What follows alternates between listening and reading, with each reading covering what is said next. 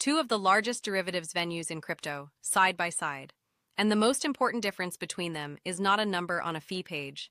It is that one of them sells a product in Europe called perpetuals, which, by the venue's own description, is not a perpetual, and that the European license everyone points to as reassurance does not cover derivatives at all. I'm Rachel from ChainSense. In the next 7 minutes, the fee ladders and funding intervals that matter less than you think, the two liquidation engines underneath them, and the naming and licensing questions that matter far more than almost anyone says. Both venues run the same shape of fee ladder. Maker and taker rates, stepping down as your volume rises or as you hold more of the venue's own token. I am not going to read you the current rates. They move, this video does not, and a number I cannot verify on the day you watch is worse than none. But the shape tells you something the numbers do not. A fee ladder is a list of what the venue charges, so everything not charged by the venue is missing from it, by design and quite correctly.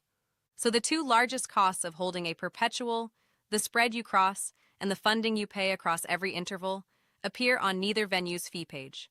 Comparing two exchanges on fee schedules alone compares them on the part both collect and ignores the part neither does. Funding rates get compared constantly, and most of those comparisons are meaningless. Here is why.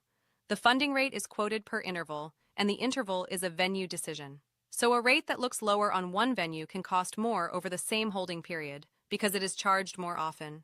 The rule is straightforward, and the only thing here still true in a year. Compare on a named identical basis, and say the basis out loud. Rate per interval times intervals per day over the same number of days. If a comparison does not tell you which interval it uses, it is not a comparison. It is two numbers next to each other. That is also why I am not quoting today's intervals. Not because they are secret, they are published. Because the moment I read one out, this video starts aging badly, and the method does not. On this axis, the honest finding is that they are the same shape. Both run a private matching and liquidation engine on their own infrastructure. Both maintain an insurance fund that absorbs the shortfall when a position closes worse than its maintenance level. Both fall back to auto-deleveraging when that fund is not enough, which means unwinding somebody else's profitable position to close the gap. That last mechanism is worth sitting with, because it is the one people discover at the worst possible moment. Your position can be reduced not because of anything you did, but because someone on the other side failed and the fund could not cover it. The differences between the two are in the parameters.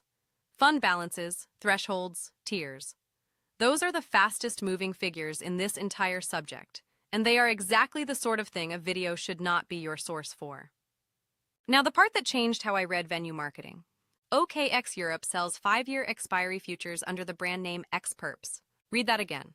By OKX's own product page, these are a type of expiry future, with a fixed settlement date, 5 years out. And the European regulator's own definition of a perpetual is an instrument with no expiry date at all. So this is a regulated product, sold by a licensed entity, described accurately in its own documentation, and named so that it reads in a listing as the thing it definitionally is not. Nobody is hiding anything. The settlement date is right there. But almost nobody clicks through to the product page, and a name does most of its work in the half second before anyone does. This is the one that matters most, and it takes 90 seconds. MiCA is the European framework everyone reaches for as shorthand for regulated. Article 2 of MiCA carves out anything already qualifying as a financial instrument under the older MiFID rules. A perpetual is a derivative. A derivative is a MiFID financial instrument.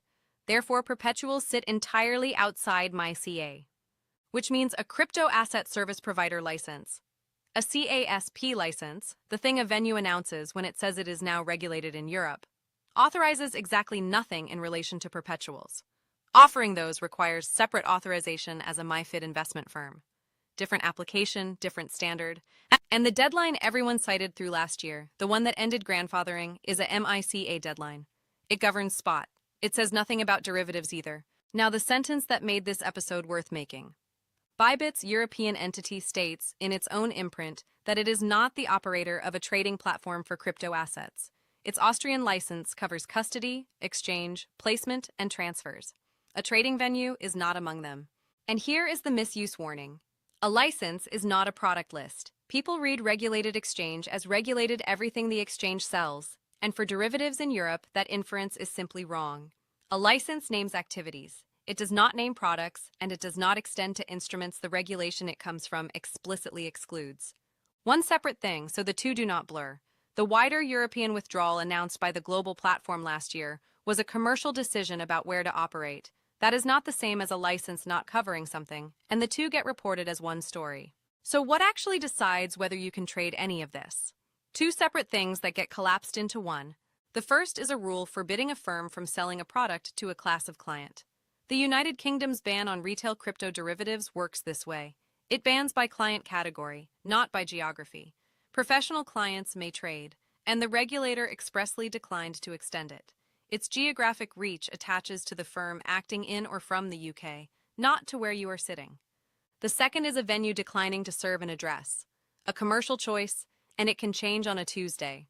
They produce the same experience, a page that will not let you through, and they are entirely different things. Asking whether the site opens tells you about the second, and nothing about the first. In the United States, the position is open but contested. Onshore perpetuals were approved by the regulator and venues are live, while a legal challenge seeking to undo that approval is unresolved. Open and contested, not settled and not legalized. So the decision frame, on structure and permission only. If your question is, which of these will let a European retail client trade a perpetual, neither European entity is selling you one. And the choice is not between these two venues at all. It is a different question. If your question is which entity is authorized for what, that is real, checkable, and sitting in a public register. Go and look at the register rather than the marketing page. X-Perps aren't perpetuals. They're 5-year futures. Subscribe to ChainSense. I'm Rachel. See you in the next one.